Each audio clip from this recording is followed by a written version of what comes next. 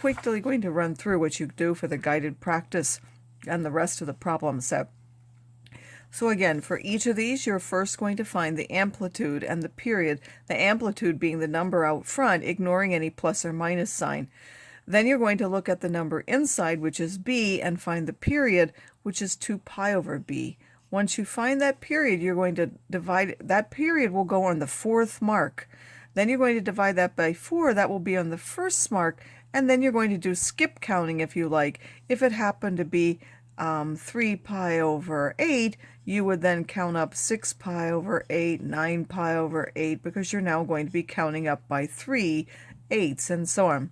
So then you're going to label all of the marks on your axes, and then if it's sine, you would start at the 0. If it's cosine, you start at the high point, but if there's a negative, you would go down first instead. So if sine, if there were a negative, I would go down. If it's a positive, I will go up.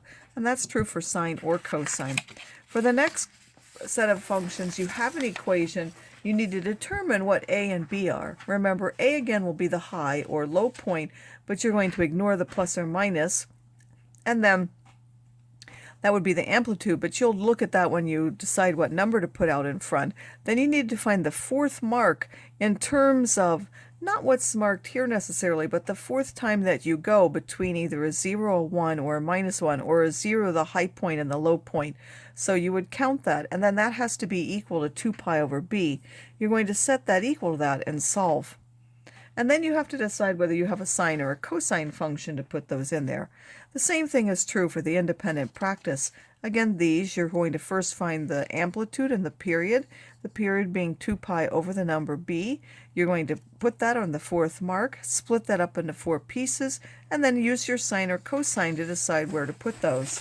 Once you have the equations, you're going to do the opposite, where you have to decide on the value of a, and then you have to decide whether you have a sine or a cosine, and use, again, the 4th change from the high point to the 0 to the low point in order to figure out what the period is, or what b is. You figure out the period and then set that equal to 2 pi over b to solve for b. And the last one, you're basically just going to graph the sine and cosine together. Make sure that you're putting accurate values here. Again, use the regular period. In fact, you might put them as pi over 2 and here, so that you don't have to put the whole thing together. I want you to find out where the sine and the cosine are equal to, and then tell me where that would be in terms of all the different angles that you have, remembering which angles are coterminal with the others.